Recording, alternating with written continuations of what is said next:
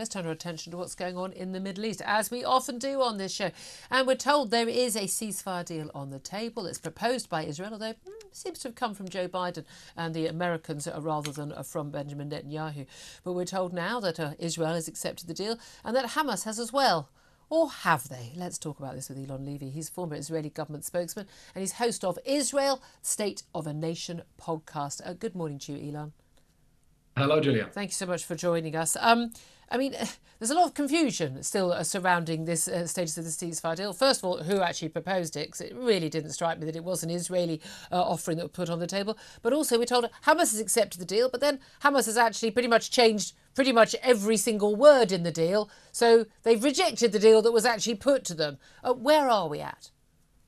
Exactly. Hamas has rejected a ceasefire deal, rejected a deal to give the hostages back. And that's because Hamas has no interest to release the hostages. Hamas is a death cult. It wants this war to drag on and cause as much humanitarian suffering because it wants people at home to hate Israel and it wants them to join its war to destroy Israel.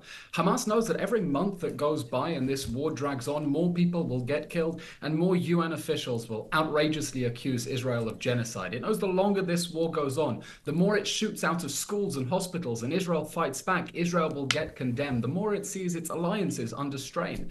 Hamas isn't fighting a war to try to defeat Israel militarily. It's fighting a war to try to destroy Israel in the court of public opinion. And they're doing a jolly good job of that, are they not? There's no doubt at all. Hamas is winning the propaganda war when it comes to major bodies like the UN.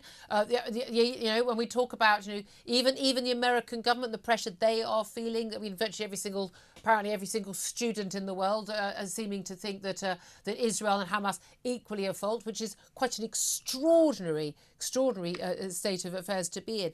But in terms of the actual details of this is as much as we know the details. The issue here is that basically Hamas wanted it to be a 6-week initial ceasefire when there's people talk about the exchange of prisoners and hostages. There isn't. Hostages being released and prisoners being released. Prisoners from Israeli prisons where many of these people actually been convicted in a court of law of crimes, some including terrorist acts, but also crucially huge more numbers of Palestinians being released compared with the number of hostages from Israel being released. Now, the key thing here is that Hamas have said basically, if we haven't got a finalised deal for the next stage at the end of those 6 weeks, we keep the ceasefire. The ceasefire must remain. That is going to be a big sticking point, isn't it? Because that gives carte blanche for Hamas to carry on doing whatever they want to do for as long as they want. Exactly. Israel has two objectives in this war. The first is to get back all of the hostages. I'll remind you, there are still 2 children. There is a baby who is being held hostage, and it's to dismantle Hamas's military machine so it can never pull off an atrocity like October 7th again and can no longer shoot rockets at the Israeli home front. Now, Israel is saying we want to have an initial phase of getting hostages back, and then under the proposal, negotiations to wind down this war. But of course, if Hamas thinks that it can simply by going to negotiations drag on a ceasefire indefinitely, then it gets a permanent ceasefire through the back door. And that's not acceptable to Israel because we want to get all of the hostages back. We're getting shocking information from the hostages who are returning about how they were starved, how they were enslaved, and we can't leave them there for another day longer. Can we talk about some of the hostages? I thought the hostage release, again, I'm doing the same language as the BBC, the hostage rescue that happened the other day, it was magnificent. I have to say I felt quite tearful when I saw the site, and especially the younger woman. I don't know why. I think it's because I've got a young daughter of a similar age, who at the weekend was at a music festival and came back alive. I didn't have to wait 8 months for her to come back. And you know what? Every parent, I think, would feel that when Noah's returned, and she was one of the faces of the awful scenes on October the 7th as she was dragged away on that motorbike by her hostage takers. I've seen extraordinary messages online. I mean, the abuse I get for I'm an evil Zionist, hag, goodness knows what, for just, I think, speaking out on the side of right on this. People are saying, I mean, every time you get the personal abuse, you know you're on the right side of history, is my view. But people are saying, look, these hostages, they don't look like they've been starved. They look, some of them, fairly well fed. They've been kept in civilian homes. Obviously, a clear reason why civilians are getting killed when these hostages are rescued.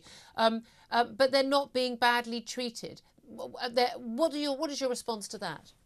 That's not what we're hearing from the doctors. We're hearing that they were starved, that they had basically no protein over 8 months, and that caused severe muscle wastage. We know that they were enslaved. We know that Noa Agamani was locked in a room and she was forced to do domestic duties for her civilian captors. We know that they were forced to work for their hostages, for their hostage takers, who kept them as slaves, and they were abused. And we know the doctors say that they were beaten nearly every single day. And that's why it's so urgent for Israel to get all 120 of those hostages out, the ones who are still alive. Get them alive out in time. And I have to say, everyone as well was so moved to see that footage of the soldiers Yeah. going in to rescue Yeah. the hostages. And I don't know, where people are watching. And I think they should ask themselves whether, if God forbid their country ever came under such an attack and they were taken hostage, their neighbors would rush into military reserve duty so that they could rush into the line of fire and save them. I think that shows the real grit of the Israeli people. Absolutely, I've been astounded by the reactions to the hostage rescue. I really have, absolutely astounded. In terms of where we go now, Elon, we know that Benjamin Netanyahu, he's lost one of the supposedly more moderate members of his government. We've got him sort of trying to hold on to power. Basically installed to some of the right wingers in the party, in rival parties in his government, basically saying, we don't go to a ceasefire, we fight on to the end. Where do you think this is going to go?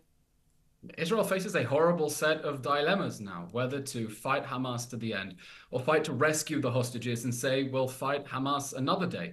The one thing we need now is firm international pressure on Hamas and its backers, Qatar, Turkey, Iran, to release the hostages. Because right now, Hamas has no interest to release the hostages in a deal, outside a deal, because as I said, it's a death cult. It wants this war to drag on because it knows that images of suffering on TV get it pity points. It makes people hate Israel and it makes them want to join its war to destroy Israel.